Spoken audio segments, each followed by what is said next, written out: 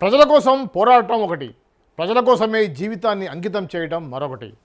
తెలంగాణ సాయుధ పోరాట చరిత్రలో, రైతాంగ ఉద్యమంలో, కమ్యూనిస్టు రాజకీయాల్లో చెరగని ముద్ర వేసిన నాయకుడు భీమిరెడ్డి నరసింహారెడ్డి.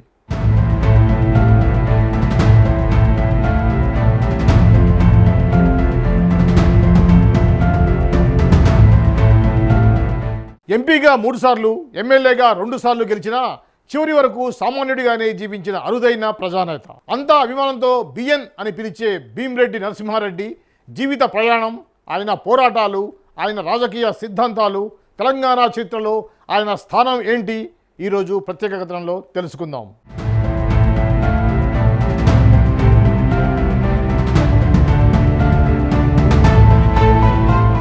తెలంగాణ సాయుధ పోరాటం గురించి మాట్లాడితే చాకలి ఐలమ్మ, రావి నారాయణ రెడ్డి, ఆరుట్ల రామచంద్రారెడ్డి వంటి నేతల పేర్లతో పాటుగా గుర్తుకు వచ్చే మరో పేరు భీమిరెడ్డి నరసింహారెడ్డి. ఆయన జీవితం చూస్తే ఒక విషయం స్పష్టంగా అర్థమవుతుంది. నాయకత్వం అంటే కేవలం పదవులు కాదు, ప్రజల కోసం నిలబడే ధైర్యం. భూస్వామి కుటుంబంలో జననం, విప్లవ మార్గంలో ప్రయాణం. 1925 మార్చి 15 ఉమ్మడి నల్గొండ జిల్లా తుంగతుర్తి మండలం కర్విరాల కొత్తగూడెం గ్రామం భీమిరెడ్డి రామరెడ్డి చొక్కమ్మ దంపతులకు జన్మించారు నరసింహారెడ్డి. ఆ కాలంలో వారి కుటుంబం పెద్ద భూస్వామ కుటుంబం. వందలాది ఎకరాల భూమి, గ్రామంలో పలుకుబడి, సంపన్న జీవితం. కానీ చిన్నప్పటి నుంచి బిఎన్ మనసులో కలిసివేసింది పేదల పరిస్థితి, దొరల దౌర్జన్యాలు, వెట్టి చాకిరి, రైతులపై దమనకాండ. ఇవన్నీ చూసిన తర్వాత ఆయన ఆలోచనలు పూర్తిగా మారిపోయాయి. మెట్రికులేషన్ పూర్తయ్యే లోపే బిఎన్ ప్రజా ఉద్యమాల వైపు అడుగులు వేశారు.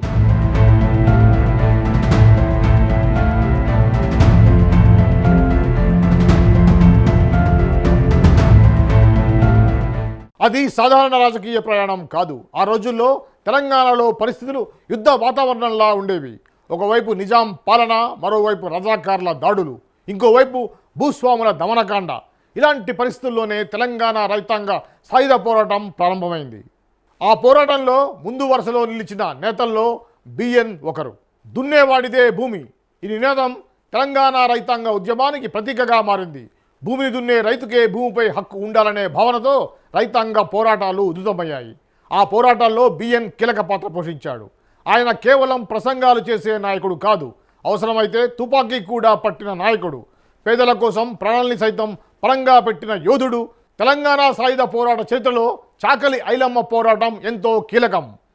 దేశ్ముఖ్ రామచంద్రారెడ్డి దౌర్జన్యాలకు వ్యతిరేకంగా ఐలమ్మ తిరుగుబాటు చేసినప్పుడు ఆ పోరాటంలో బలమైన మద్దతుగా నిలిచిన వారిలో బిఎన్ ముందున్నారు. రైతాంగ పోరాటాన్ని గ్రామ స్థాయి నుంచి సాయుధ పోరాటంగా ఉధృతంగా మార్చిన వ్యూహకర్తల్లో ఆయన ఒకరు.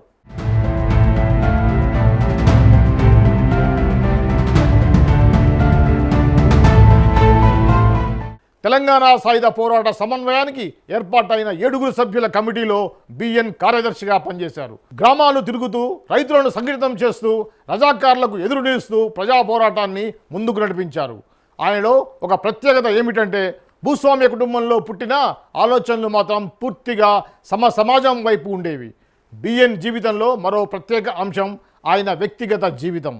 1945లో సరోజతో వితంతు వివాహం చేసుకున్నారు. ఆ రోజుల్లో అది చాలా పెద్ద సామాజిక సంచలనం. సమాజంలో మార్పు రావాలంటే మన జీవితంలోనూ ఆ మార్పు కనిపించాలని ఆయన నమ్మేవారు.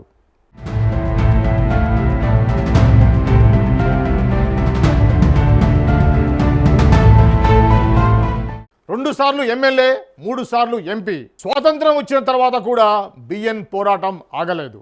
కమ్యూనిస్టు రాజకీయాల్లో కీలక నాయకుడిగా ఎదిగారు. 1957లో తుంగతుర్తి నుంచి ఎమ్మెల్యేగా విజయం సాధించారు.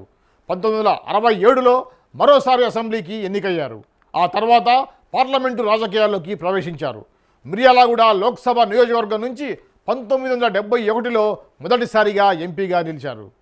ఆ ఎన్నిక చాలా ప్రత్యేకం. ఎందుకంటే అప్పుడు 1969 ప్రత్యేక తెలంగాణ ఉద్యమం ఉధృతంగా సాగుతోంది.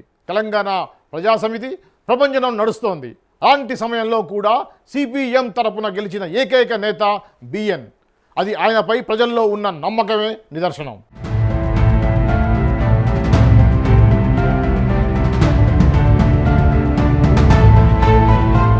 1984లో మరోసారి మిర్యాలగూడ ఎంపీగా గెలిచారు. 1991లో మూడోసారి లోక్సభకు ఎన్నికయ్యారు. మొత్తం 3 సార్లు ఎంపీ, 2 సార్లు ఎమ్మెల్యే, కానీ ఎక్కడా అధికారం ప్రదర్శించలేదు. ఎంపీ అయినా బస్సులోనే ప్రయాణం. ఇప్పటి రాజకీయ నాయకుల జీవితం ఒకలా ఉంటే బిఎన్ జీవితం పూర్తిగా భిన్నం. పార్లమెంటు సభ్యుడైనా సాధారణ బస్సులోనే ప్రయాణించేవారు.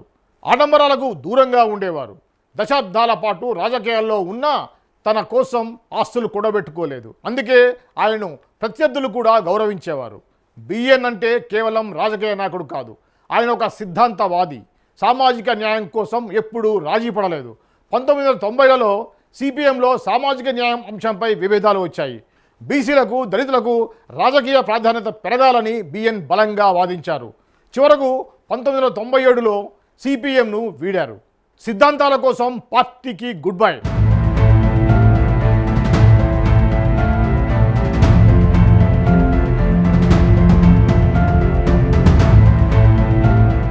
పార్టీని వదిలిన సిద్ధాంతాన్ని మాత్రం వదలలేదు.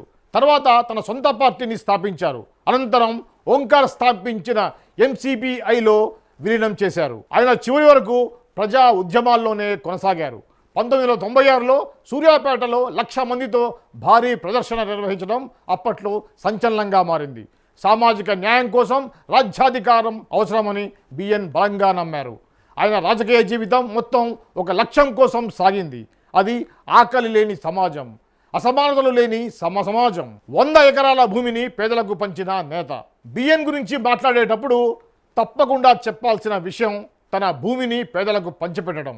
చాలామంది నాయకులు పేదల గురించి మాట్లాడతారు, కానీ బిఎన్ మాత్రం తన దగ్గరున్న 100 ఎకరాల భూమిని పేదలకు ఇచ్చేశారు. అందుకే ఆయన ప్రజల నాయకుడిగా మాత్రమే కాదు, త్యాగశీలిగా గుర్తుంచుకుంటారు. 2008 మే 9న బిఎన్ కన్నుమూశారు. కానీ ఆయన పేరు తెలంగాణ చరిత్రలో చిరస్థాయిగా నిలిచిపోతుంది. రైతాంగ పోరాటం ఉన్నంత కాలం, సామాజిక న్యాయం కోసం ఉద్యమాలు కొనసాగినంత కాలం బిఎన్ పేరు వినిపిస్తూనే ఉంటుంది.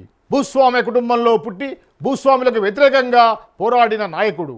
పదవులు వచ్చినా ప్రజల్ని మరవని మనిషి. సిద్ధాంతాల కోసం జీవితాంతం రాజీ పడని ఉద్యమ యోధుడు.